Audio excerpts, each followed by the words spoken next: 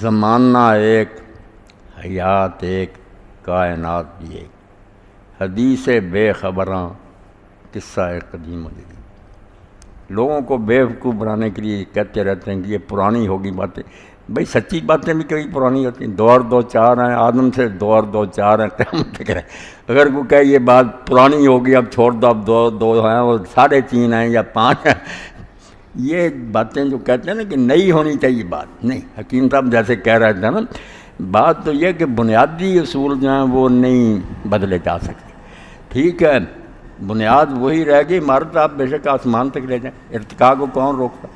دین میں تغیر و ثبات دونوں ہیں کہ کچھ چیزیں تو اپنی جگہ جمی رہیں گی، ان کو ہم چھوڑ دیں گے تو پھر یہ دین نہیں رہے گا اور کچھ بن جائے گا۔ بنیاد وہی رہے گی، اوپر آپ جتنی مرچائیں منظریں تعمیر کر رہے ہیں، درخت کی جڑ رہے گی قائم، اوپر وہ جتنا جی چاہے پھیل جائے مشرق و مغرب۔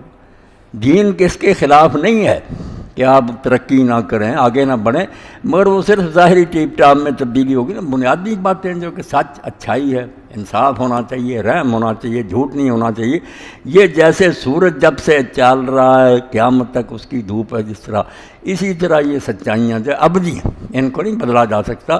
اب دین نے جو بات طے کر دی کہ مرد عورت کا اختلاط، جو غیر شادی شدہ لوگ آپس میں ملیں گے آزادانہ، یہ بدکاری کا پیش خیمہ ہے، زنا نہیں رکے گا پھر، اور زنا شرک کے بعد وہ برائی ہے جس کو اللہ برداشت نہیں کرتا۔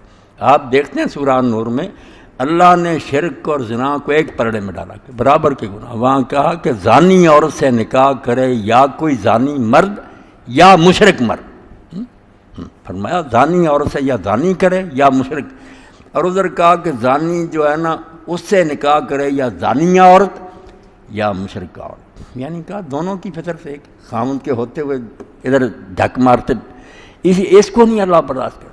اللہ غیرت مند ہے، وہ کہتا ہے ایک خامد کی موجودگی میں دوسرے کی طرف کیوں روک، ایک خامد تلاش کرو۔ تو زنا کے لیے فرما دیا لا تقربوا الزنا، زنا کرنا تو گزارا، ایسے راستے بھی نہ اختیار کرو جو آہستہ آہستہ زنا تک لے جاتے۔ اسی لیے دین نے پابندیاں لگا دی۔ اب اس کو کوئی اجتہاد کا ترقی کا صاف کہو کہ ہم لوگوں کو بدماش بنانا چاہتے، سیدھی سی بات۔ وہ پہلے بھی ہوا تبرج الجاہلیت الاولی، آپ نے کیا ترقی کرنی؟ 1000 مرتبہ انسان یہ بدماشیاں کر چکے ہیں۔ اسی طرح بے پردہ ہوئے، آزادانہ ملے جلے، شرابیں پی، زنا کیے، اس سے آپ پیچھے کی طرف لوٹانا چاہتے ہیں۔ دین تو آگے کی طرف لے جانا چاہتا ہے کہ الگ الگ دائرے رکھو، بچیاں جو وہ بھی پاک دامنی کی زندگی گزاریں، انہیں اپنی ماں بہن بیٹی مانو، ان کا ادب کرو۔ یہ کھلونا نہیں ہے کہ تصویریں ان کی ہر جگہ لگا دو اور کوئی سودا بیچنا، یہ بیچاریاں وہاں کھڑی کر دو، ان کو سمجھو خریدا۔ یہ وہ کائنات کی سب سے قیمتی متاع ہے جس کو عقیلہ، عربی میں عقیلہ بھی کہتے ہیں نا کہ موتی جیسے دبیا میں بند ہوتا ہے، یہ غیرت کرو، بے حیا نہ بن۔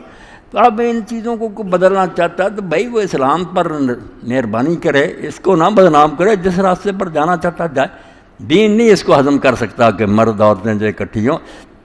طواف کعبہ میں ایک عورت نے کہا حضرت ام المومنین عائشہ صدیقہ رضی اللہ عنہا سے کہ میں حجر اسود کو بوسہ دینا چاہتی ہوں۔ فرمایا ہمارا وہاں کوئی حصہ نہیں، مردوں کو بوسہ دینے دو، کیا مذاق تم نے بنایا ہوا، ہمیں کوئی حکم نہیں دیا گیا کہ ہم حجر اسود۔ اب ٹھیک ہے وہاں اسی طرح ادھر عورتیں ادھر گڑبڑ ہوئی ہے، مگر آپ دیکھ رہے کہ اماں نے کیا کہا میں بالکل نہیں جاؤں گی، اور ایک نے کہا کہ میں طواف میں تھی، کبھی بوسہ دیا کبھی ویسے گزرے۔ فرمایا کیا ضرورت تھی، کیوں مردوں کے ساتھ خلط ملط ہوئی، جب سامنے جاتی تھی لا الہ الا اللہ اللہ اکبر کہتی گزر جاتی۔ یعنی دین اس موقع پر بھی جہاں عبادت کے لیے جمع اللہ کا گھر، وہاں بھی نہیں چاہتا یہ گڑبڑ ہوں۔ تو یہ کہتے ہیں کلبوں میں، شراب خانوں میں، جوا خانوں میں چلیں، اور اس کو ترقی کہتے ہیں۔ ترقی نہیں، اللہ نے کہہ دیا تھا الجاہلیت الاولی۔ یہ بیوقوفی اور نادانی تو بار بار ہوئی، روم میں ہوئی، یونان میں ہوئی، مصر میں، جہاں یہ مرد و عورت اکٹھے ہوئے ہیں وہ برباد ہو گئے معاشرے۔ اور مولانا مودودی رحمۃ اللہ علیہ کی کتاب الحجاب، پردہ، وہ تو اسی پر تاریخی طور پر انہوں نے دکھایا کہ دیکھ لو جس معاشرے میں یہ ہوا بچا، پھر کوئی طاقت اسے نہیں بچا سکی۔ یہ زنا اور بدکاری کا پیش خیمہ ہوتا شروع ہو جاتا، پھر روکنا بھی چاہتے ہیں نہیں رک سکتا، حرام کے بچوں سے گلیاں بھر جاتی ہیں۔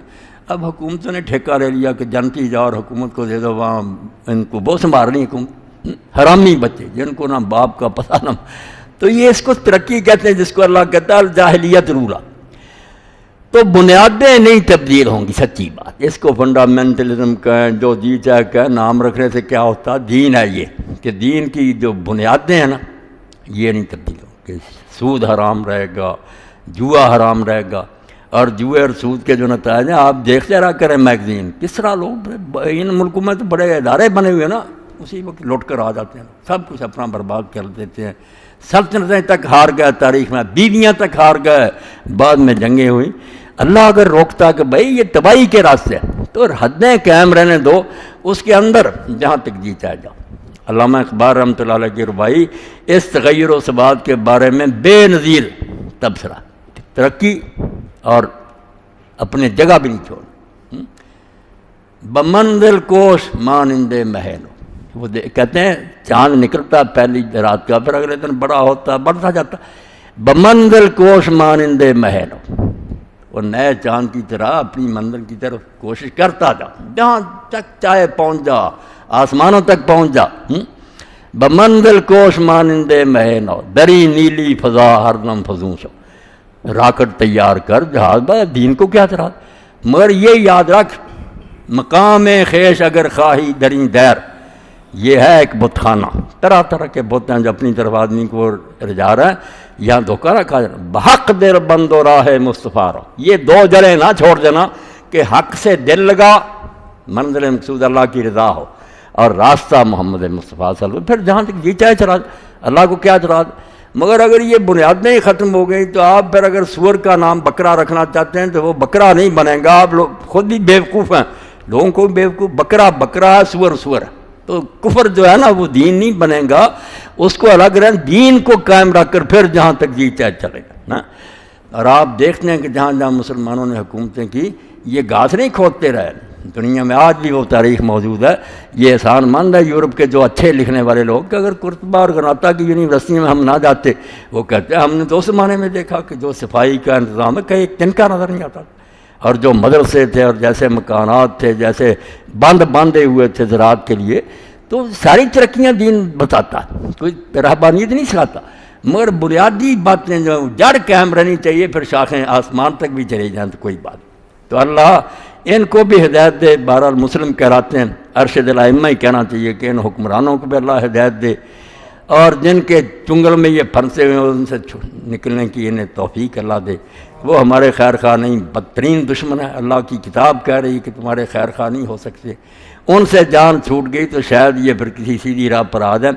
وآخر دعوانا الحمدللہ رب العالمین۔ اللہم صلی علی سیدنا و نبینا محمد وآلہ وصحبہ وبارک وسلم۔